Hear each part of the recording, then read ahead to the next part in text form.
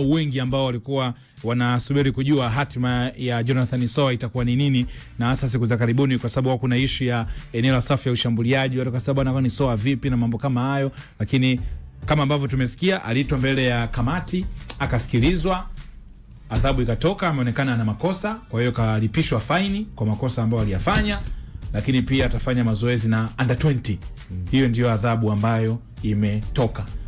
Kwa bahati mbaya au bahati nzuri sana, ni makosa ni yapi hayajaainishwa, ingawa nje stories zilikuwa ni nyingi, kwa sababu aliondoka wakati anajiandaa na mechi ya Dodoma Jiji. Baada ya mechi ya Dodoma Jiji, Simba alikuwa anasafiri kwenda Zanzibar kwenye mechi ya dabi. Kwa hiyo story pale katikati zilikuwa zina mambo ya baba. Ilikuwa ni Prisons, mechi ya Prisons ndio mechi ambayo aliondoka. Sababu mechi iliyokuwa inafuata ndio ilikuwa Dodoma. Ya Dodoma aliondoka kuna mechi ya Prison. Yeah. Yes, kwa maana baada ya kumalizika. Baada ya kumalizika, kwa sababu mechi ya Dodoma hakucheza. Mechi ya Dodoma hakucheza. Ilibidi arudi baada ya adhabu yake ya kufungiwa takriban mechi 5. Yes. Aina ya adhabu ambayo imetajwa inaweza kawa inaakisi kosa lililofanyika lilikuwa ni kubwa sana, kulipa faini na kwenda kutrain na vijana.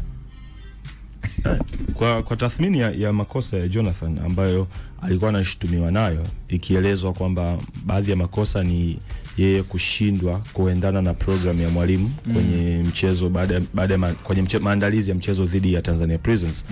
Yale yanatosha kwa benchi la ufundi kuamua adhabu ambayo ni severe kwa mchezaji, sababu mwisho wa siku mwalimu yawezekana haupo kwenye mpango kazi wa mechi husika, lakini akawa anahitaji ufanye mazoezi akiwa ana lengo fulani. Yawezekana Nsajigwa hachezi mechi hii, lakini Nsajigwa ni mchezaji mzuri ambaye ana uwezo wa kumpima beki Rushin Diruk kwenye uwanja wa mazoezi, kumtengenezea utimamu Rushin Diruk. Lakini pia Nsajigwa yawezekana hachezi mechi, ila mwalimu akawa na mpango naye kwenye mechi inayofuata kumwandalia mazingira ya utimamu wa kuhakikisha kwamba inapokuja mechi inayofuata anakuwa timamu kucheza. Kwa hiyo kwa benchi la ufundi wao kuipeleka hii kesi kwenye engo ya uongozi walikuwa sahihi sana. Sasa matukio ambayo yalitokea baada ya pale yawezekana pia ndio yamefanya kamati ya maadili kwa kuzidi kuongeza adhabu kwenye hiki ambako kimetokea kwa bwana Jonathan Soa. Ikiwemo issue ya yeye kuondoka nchini. Kuna kipindi Jonathan hakuwepo kabisa nchini. Yawezekana wakati sakata linaendelea, labda viongozi walitaka kuendelea kwa mchezaji awepo. Unajua siku zote ukiwa unakosa ambalo unalipitia, kuna namna ambayo unatakiwa uonyeshe kwamba yes, hili kosa nimelifanya, basi naomba ni at least niwe kwenye mstari ili hata ninapohitajika muda wote niweze kwenda kwenye pale ninapohitajika. Kwa hiyo yeye aliondoka nchini, inawezekana hapa katikati pia hata ule utayari wake wa kutokubali kuzungumza na viongozi, kile kitendo cha kuzungumza pia nje, inawezekana kilikuwa kinazidi kuongeza hivi kwa TikTok ile. Yeah. Alienda live TikTok, lakini kuna baadhi ya matukio ambayo pia alikuwa anaongea na watu. Kwa hiyo inawezekana ile pia ilikuwa inazidi kuongeza ukali wa kesi yake, hata kama viongozi walikuwa wanaiona kwa udogo, ila baada ya mfululizo wa yale matendo, baada sasa ya adhabu kutolewa, yakawa baada ya yeye kushutumiwa, yakawa nazidi kuwafanya viongozi waone okay, kumbe adhabu ambayo tulitaka tukupe ilikuwa ni ya kawaida. Lakini kwa namna ambavyo umelitreat ile tukio, kwa namna ambavyo umelizungumza ile tukio kwa kuvuta kamba upande wako pekee, basi sisi tunaona kabisa tumefika eneo ambalo tunaamini adhabu ambayo inakutosha kwa hivi sasa ni hii ya fine, lakini pia kushushwa uende ukafanya mazoezi na timu za vijana. Kwa sababu issue ya Jonathan Soa tumetaja hapa mazingira ambayo yanatajwa, kuna hilo eneo la nidhamu, lakini kulikuwa kuna siasa ndani yake ya issue ya dabi, kwamba bwana, na wote tunajua kisha kuna dabi kambini kidogo utulivu huwa unahitajika. Nafikiri hata vichwani mwa watu hiyo ndio ambayo ni kama ilikuwa inatembea kwamba bwana 1 2 3. Nsajigwa, unadhani ni vyema pia watu wangejua aina kwa sababu kinachotajwa ina makosa. Kwa sababu kinachotajwa ni ripoti ya benchi la ufundi.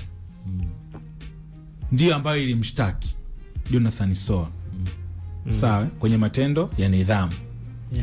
Lakini picha ambayo watu nje walikuwa nayo ilikuwa ni kama kwenye siasa. Na hata hivyo aligusa kitu kama cha mtindo uwe. Kwamba kuna kama siasa zilikuwa zinaoanisha kwenda kwenye mechi ya dabi. Akigusia issue ya mahusiano yake na rais wa klabu ya Yanga. Mambo ya baba. Sawa bwana. Kwa mazingira kuna haja ili watu imani ya mchezaji kwamba ni vyema bwana huyu mtu labda aligomea benchi la ufundi, au sio lazima tujue kila kitu. Makosa sio lazima sana kuyataja nje.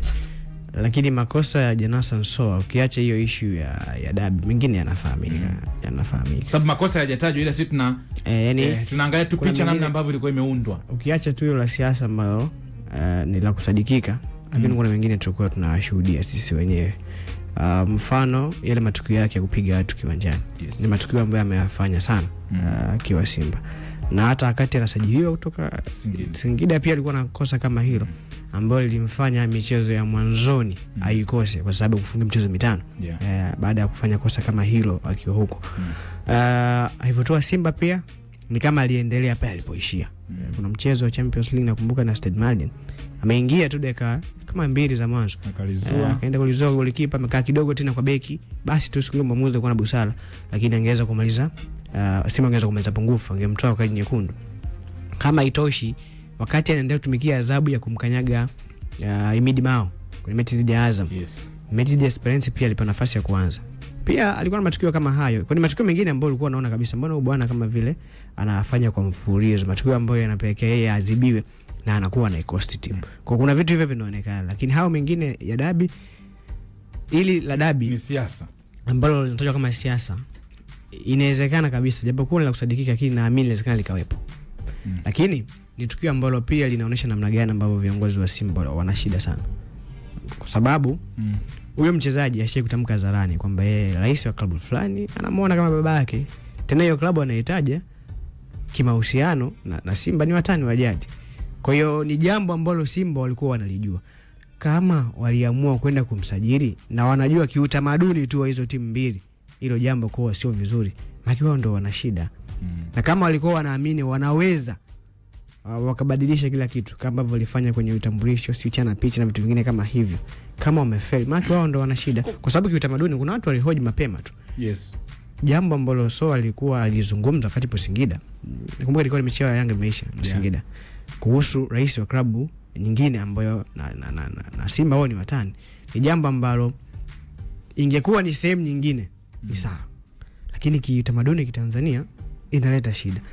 Kitendo cha Simba kwenda kumsajili ikaonyesha watu kama vile hako serious. Wewe unaamini kwamba huu ni usajili ambao haukustahili, yani Jonathan Soa hakustahili kucheza Simba, labda kwa mazingira au kwa kiwango au kwa nidhamu yake? Kwa sababu hili jambo la Jonathan Soa tunaona Simba wanatangaza adhabu yake, lakini miongoni mwa watu wenye nafasi za uongozi ndani ya klabu ya Singida walikuwa wanatia ubani kuhusiana na nidhamu ya huyu bwana.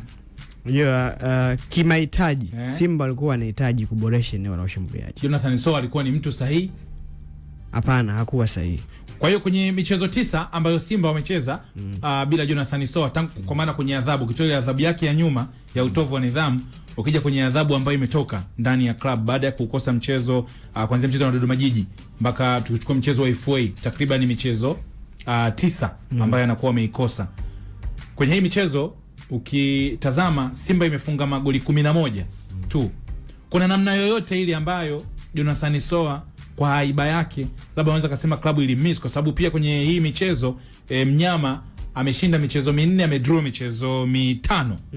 Sawa bwana, ukiona jinsi ambavyo mazingira yalivyo, kuna namna yoyote ile wali miss? Yani ambacho Simba alikuwa na kimisi ni mshambuliaji ambaye atakuwa anapatikana siku zote uwanjani na ambaye ana kiwango kizuri. Soa katika hivyo ana miss kitu kimoja. Ana uwezo mzuri wa kufunga magoli kwa maana ni mshambuliaji mzuri. Lakini issue ya upatikanaji ndio ambacho anakimisi. Inawezekana kwenye michezo 10 ambayo tunahitaji angeweza kucheza 2, akalizoa tena akafunga michezo 5.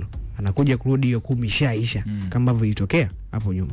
Hicho ni cha kwanza. Lakini cha pili, tangu ametua Simba kwa makocha wote Soa aje kuwa chaguo la kwanza. Na kuna mechi ambazo makocha wakaenda bila mshambuliaji wa kati. Mtu pekee ambaye alikuwa anaonekana anapewa sana nafasi angalau alikuwa ni Dese, kwa mbali Selemani Mwalimu.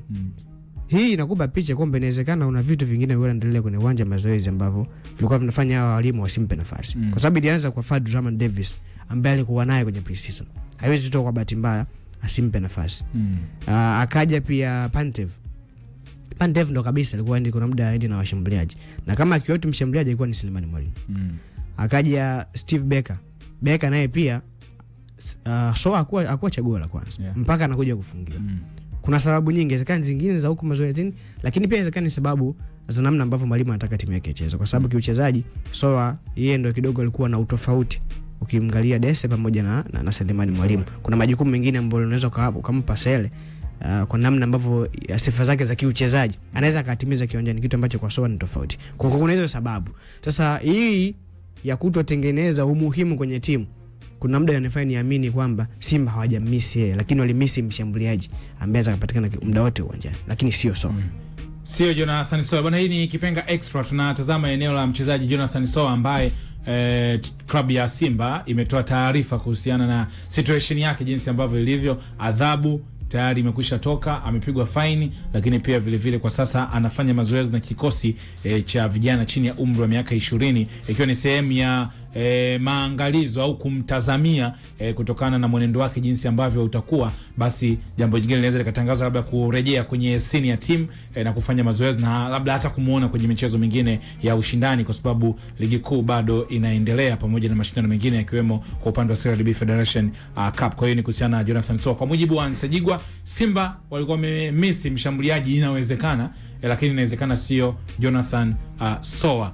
Kupitia ujumbe mfupi maandishi, namba ni 0683802966. Unaweza pia ukatuandikia taarifa hii, wewe umeipokeaje, kama ni mwana Simba au ni mwana michezo. Unadhani kimahitaji Simba wamrejeshe bwana Jonathan Soa mapema au uoni pengo lake awepo asiwepo? Unaamini mambo yanaweza kawa vile vile kama ambavyo Nsajigwa amegusia hapa?